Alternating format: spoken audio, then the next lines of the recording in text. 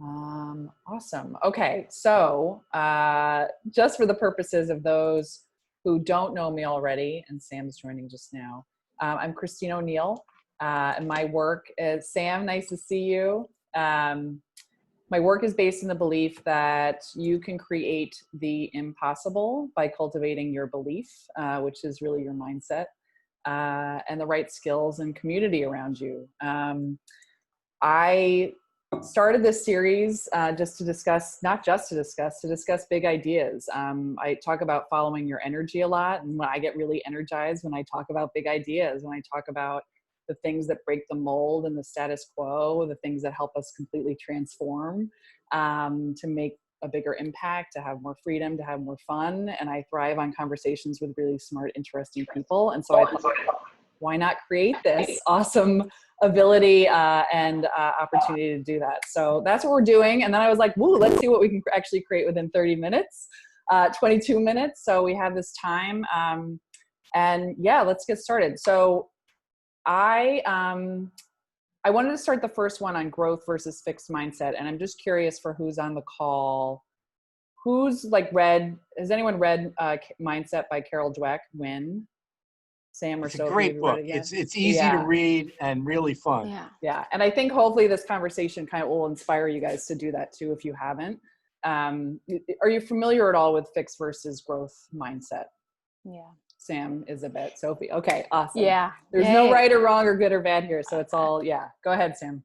Oh, no, I was just going to say, I haven't read her book yet, but very familiar with her work. And it's just so resonating as we are coaches, right, Christine? Mm-hmm.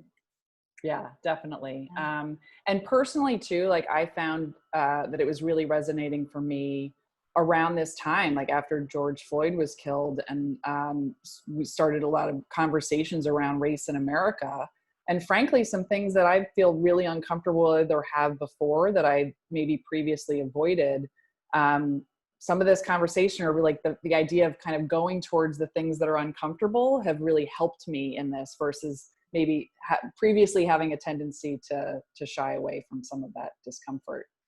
So, so we'll go through kind of an overview or a highlight of what fixed versus growth mindset. And unless Sam or Win, I want to put you on the spot and you feel like you want to share your idea of what it is. So the introduction that I always use is a very quick one. And that is that you tell your kids not that they're brilliant, but you tell them that their hard work really paid off. Mm-hmm. Yeah. So it's spot on. Okay. So the idea that Carol Dweck had put forth through research, she's a PhD, she's I think, a professor at Stanford, and she recognized that there were kind of two sets of mindsets. And now these are generalizations. We're not all like one of, some people are fixed mindset, some people are growth mindset. It's really more recognizing kind of where this shows up in your life. It either has or hasn't. And I also, because I believe in a growth mindset, believe that we can change and we're not set in our mindset ways. We're able to kind of move into one that we feel serves us better. So the fixed mindset is kind of around the idea that our intelligence is static. We are what we are. We can really only achieve so much in any area. And the growth mindset is more set in the idea that intelligence can be developed. It's something that we can work toward and grow over time. And to Win's point, this impacts us, and it can start at a really early age. We get this message oftentimes that if something comes to you easily, you're really smart, right? Like that, oh, you're so smart, you got that so quickly, you got, right? Like you figured it out. And we start getting this idea and connecting the idea that my intelligence is based on how quickly I got that, how easily I understood it.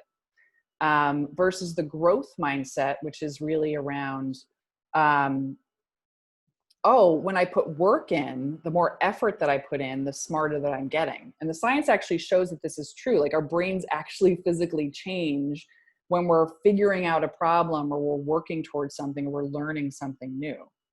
And why this is really important, or at least what Carol Dweck talks about in the book, is that the fixed mindset message can lead to us not wanting to try. Because, okay, well, the message that I'm getting is to show that I'm smart, it had to come easily to me. So I don't really want to take on a challenge because I'm going to look potentially stupid, right? Like I look like I don't really get it, or I can't figure that thing out. Versus the growth mindset, which is embracing quote unquote failures or embracing challenges, because in that instance, I know that I'm learning something. So she started working, and this shows up really at young ages. I think much more fixed mindset younger, and I still have it in certain ways, but through maturity and also coaching and a lot of work, or am actively trying to evolve into a more of a growth mindset. But she talks to kids when they're really young, and she had some quotes. This is just in like the beginning of the book, where she'd done an experiment. She gives them kind of these 10-year-olds really easy puzzles, right? And they do them really quickly. And then she starts giving them harder puzzles, right? And she hears, like she has these quotes of like one 10-year-old boy, she says he pulls up his chair, and he rubs his hands together, and he smacks his lip, and he cries out, "I love a challenge," I love it. And then she has another one who she says, sweating away on these puzzles, looked up with a pleased expression and said with authority, "I was hoping this would be informative." I just think it's so darling and so cute, and also such an indication that, wow, like this isn't something that I need to shy away from. It's something where I'm willing to kind of go in and keep trying until I figure it out. Whereas a more fixed mindset might say, you know what, I'm going to opt for the more easy puzzle because I know I'm going to ace it. The growth mindset is going to look at it and say, well, why would I want to just keep doing the same thing over and over again that I already got, that I already figured out, because I'm not learning anything new in that scenario. So I'm going to pause there just for like thoughts, ideas, anything that's coming up for you guys as I'm talking through this. Do you agree with kind of my interpretation if you already know her? Or It's a good summary. Yeah, thanks. Yeah, I love hearing about all this. I have a 4-year-old daughter, and so it's interesting because she loves playing games, but I've caught her a few times and she'll say, well, no, Mama, no, I don't want to do that one because it's too hard, obviously very set in that fixed mindset. So working to evolve with her. Yeah. And understand it. That. And I honestly I see it in, honestly, now I'm like, oh, I'm recording this, but my niece a little bit, where it's like, you don't want to necessarily get something wrong or gets emotional when that happens. Yeah. Versus the idea that like, that's okay. Like we all do, right? Like that's part of growing up. And I think, another part that comes up, like the idea of failing when we're babies, that's expected, right? Like, could you imagine if we start crawling, right? And then we start walking and they're like, oh, I suck at that. Like, I'm not even yeah, forget about it. I'm going to go back to that bottle thing that I'm really good at, right? Like that. And so that's kind of the idea, is like where this actually might hold us back in life. So I'm one that I think there are a lot of ways that this had shown up in different areas, but then one, I guess, an example that I'll give, and then maybe we can talk about some examples if you feel comfortable, or ways that this has shown up in different ways, is I always had the story that I'm not an athlete, that I'm not good at sports or any sort of athletic endeavor. And there was a time, it was a couple of years ago, where I was going to this circuit training, and I was doing it like 4 or 5 times a week, for a year plus, and I still had this story that I'm not really an athlete. And it showed up in a couple different ways, but just the interest of brevity. One was, I remember being on the Bosu ball, and I'm balancing on it and I'm kind of falling off, and I kind of laughed that off. And I caught myself in that moment because I recognized that I was kind of thinking, oh, you know what? I don't really have to try that hard at this because I'm not good at it. And so I can kind of just joke it off that it's not a big deal, versus getting my butt back on the Bosu ball and trying harder, because the more effort I put in, I'm eventually going to get better at it. And so just other ways that it shows up in life by, I can't sing, I can't draw, I'm not an athlete, I'm not creative, or whatever else it might be, where we label ourselves. And it might be just a means of limiting ourselves. So I don't know if you guys relate to that at all. in any way. Absolutely. I love you're sharing that story. Well, too, you're like a health, guru, Sam. So you're, that would relate to you. Yeah. You're being so nice there. Thank you, Christine. But yeah, so when I started yoga for the first time 22 years ago, I'll never forget my first class. I'm like, I'm not going to do this. I suck at this. But then I shifted my perspective and I turned that into a real consistent practice. And so, now I'm in a different space. I love that you brought up yoga, because yoga is one of those things where I'm like, oh. Yeah. That's how I always feel. I'm not good at yoga. But this makes me think of my husband's 52 and he still learns new stuff all the time. It's really annoying. Like he's taught himself the guitar in the last year. That's awesome. I'm like, who does that? And I don't have those sort of, like my joke with Christine, she knows this, that I don't have any hobbies except like knowing people and connecting with people, and I like to network a lot. Yeah. But he just believes that you can learn anything at any time.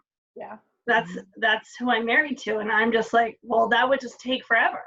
So I'm not going to try. Right. And then and the piece, Sam, that's interesting to me that also made me think about parenting is the language we use with our children. I have a 6.5-year-old son and a daughter, and my daughter's very dyslexic and in a special school, and the language that her teachers use, like she'll say, because she's doing some Zoom summer, I think she even said it this morning, she'll say, I'm so proud of my brain.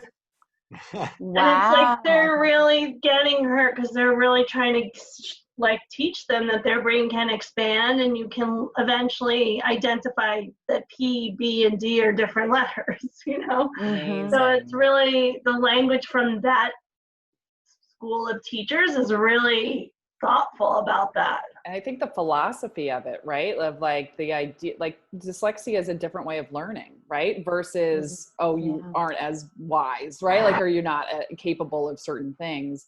It's, so it's adapting and figuring that out, like how to learn in a different way. So it's really important. And why isn't this taught, right? That philosophy as much, I shouldn't say it's not taught, but as much in, so you have to find it, because she would say, I don't want to read because I'm not good at it. And this reminds me too, when you think about your daughter and my daughter and just kids in general, is when we think about emotional intelligence. Like Christine and I are currently studying that we just finished our program actually. Wow. But our mentors have said, your IQ will get you in the door into a company, but your EQ or emotional intelligence will keep you there. And really honing in on those soft skills. But it's so empowering because those are learned skills, right? That we have the opportunity to learn and evolve over time. And so tying that in with a growth mindset. And then it makes me think about neuroplasticity. And when you were talking about your husband and how he's always learning new things, right? The novelty, it's one of the 5 factors with neuroplasticity that helps to enhance it, right? We've got diet, sleep, I say mindfulness, but you know what I'm getting at, Christine, movement and novelty. So it's really empowering. I love that novelty is part of it. Yeah. Learning something new. Well, I think about that as like, why is this important, not only in school or in career, but it's about life fulfillment, right? Like, we're more fulfilled when we're kind of growing in some way, when we're learning or we have a goal or something that we're working towards. And embracing that might not always be so easy, and that's okay, or doing it for the love of it versus maybe that's a different philosophy. But I read this, where did I read this somewhere? Maybe it was Big Magic by Elizabeth Gilbert, where she talks about this woman who in her 40s takes up ice skating, and friends are like, why are you taking up ice skating? You're not going to be in the Olympics. And it's like, is that the only goal? Like, can I do it because I love it and it's active and fun? And we create these like barriers on things that just maybe aren't necessarily relevant. Yeah. And it's what we tell ourselves too, right? Like we could go on and what are those thoughts? And well, part of the reason that this topic too is important to me is because I really think about it in relation to confidence, which, not to be genderist, but like it can be a more female, at least issue as far as, you know, these maybe are generalizations, but like, you know, women get paid less or don't negotiate as much or don't ask for the job. We also don't apply for the job or raise our hand, right, as much for the promotion or kind of speak up. And there also can be, this is, again, maybe generalizations, but tendencies to, for perfectionism, trying to make sure that everything is absolutely perfect before doing something. And to me, that relates to the fixed versus the growth. Like I have to get it all perfect before I can kind of move forward. Absolutely. Yeah. So I relate to that personally. Yeah. Yeah. There's some things that happen to men on the other side. The problem in society is the way that we look at those things. In other words, we expect that perfectionism for the women, and we forgive it, a lack of it when it's really needed from the men. So it's not that those things may not be true, it's that society's way of looking at them is a problem. Well, that's like the nature versus nurture, right? I read this book, Confidence Code, which is about women and confidence mainly. And it's like, I don't know, you need to read the whole book. Like, you know, send general idea, but it's basically like how we are cultured towards certain things, but also it talks about how the female and male brain are different, like physically, not better or worse, right? Like, but like just different. So we process, and again, broad generalizations that I'm making here, but we process information differently. So there's that one aspect, but then paired, when to your point, with culture and how we're taught to be, that is results in what you're talking about. I don't know what you guys think about that. I've been thinking about this idea a lot. I don't know. It feels like it's connected. That, and when I don't think it's just men and women, but I do think it gets ingratiated maybe more in women or girls, is like if we're told if you do good grade, if you work hard, you'll get good grades. Then you'll graduate, and then you can go to college, and then you can get good grades, and then you'll get a job, or then you'll find a so it's partner, like linear, and it's like, if you do this, then this will happen. And in the beginning, it's true. I mean, you know, if you work hard, you're probably going to get decent grades. But then it's over, and and nobody's taught us how to ask for more or push for more, or like go on YouTube and learn the guitar. I mean, that's what my husband's doing. So it's like, we're not, I mean, I'm a lawyer who didn't think I was going to be a lawyer. So that piece of it's funny for me, because I wasn't on like that long-term path of like, this is what's going to happen to me. But I see it in so many other lawyers and in so many other women, and they're women who are working for our firm without their own business, without their own understanding of what business development is. You know, they do the work that's given to them, and they do a good job, and they get paid. And like, that's just all that's been taught to us. And I think there are men who fall in that category too, especially who were, you know, where it came easy to them to learn and study and get good grades. I've been thinking a lot about like, what's the long-term impact on that, on growing up in that way. And I guess it's the same idea a little bit, like that you can't grow beyond that. Right. Absolutely. I think about like, I don't always do this, but I picked a word for the year. Sometimes I forget it, but I do have it over there. I can remember now. But it was mastery. And what I really loved about that word was not the idea that I'm ever going to reach mastery. Because to me, it's almost an impossible goal, right? Like, how do you truly master any one thing? Who's to say there isn't something more you can grow into? But I was excited by the idea that I don't have to, right? Like, it's just evoking like more learning, constantly growing, evolving, knowing that there's no necessarily an end, right? It's more of like appreciating the process of learning and growing and trying new things and maybe failing and trying again, versus the need to get to an end destination, which we hear all the time, right? Like when it's not the destination, it's the journey, which I hate to say it, but it's actually true. I don't know. Well, yeah. And it's the experience, right? It's the experience and what happens along the way, right? That is most powerful. For sure. Well, we're almost at time of this first like kind of short session, but I'm already like just really enjoying hearing your guys' ideas and like how this actually impacts you. I'm wondering if anything came up that's kind of like particularly interesting out of the short conversation we had, like a main takeaway or thought that came to you.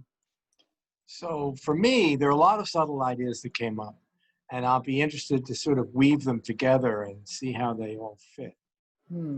I love that. Mysterious. Mm-hmm. I love just talking about this more because I'm bringing it more into my work as I'm building my business, and I'm catching myself where I find myself being in more of a fixed space and getting stuck in that perfectionism mode and working on my own strategies to get myself out of that. Yeah. So it's great just to talk about it more. And I've heard so much about Carol. I mean, and I know of her book, but I haven't read it myself, but I've read lots about her. It sounds online, like you have the gist. Yeah. Yeah. And you did a great job explaining that. Oh, well, thanks. Yeah. Thanks. Yeah. So funny takeaways. No, I always feel so inspired by being the coaches and people who do this for a living, because I'm always trying to figure out how to push myself in ways that I'm uncomfortable. See, I think you're being hard on yourself because you're here, right? You show up, you know, and so. Well, I love being part of these conversations because I don't want to just be dead at the end and say like I worked a lot. I mean, that's just like a terrible way to live. So, awesome. this like world time gives me the opportunity to think about this. I really appreciate it. Good. Well, I hope you guys come again. I'm going to keep doing these through August. I'll tell you my takeaway, and something I'm trying to do is, you know, I think this too is fixed versus growth mindset. Is the fixed is more like, well, let me be the smartest person in the room because then I'll look good, right? Versus the growth is, well, let me really surround myself with people who are smarter than me and who are going to challenge me. And Rich Lippin, a coach that I follow, says this all the time. If I'm the smartest person in the room, then I'm in the wrong room. And so part of this is just to be able to have conversations with people like you and challenge myself to learn and continue to grow too. So thanks for being a part of it. Yeah. That's it. All right. Hope to see you again soon. Great to see you, Christine, and nice to meet you guys. Nice to meet everybody. All right. Take care. Bye.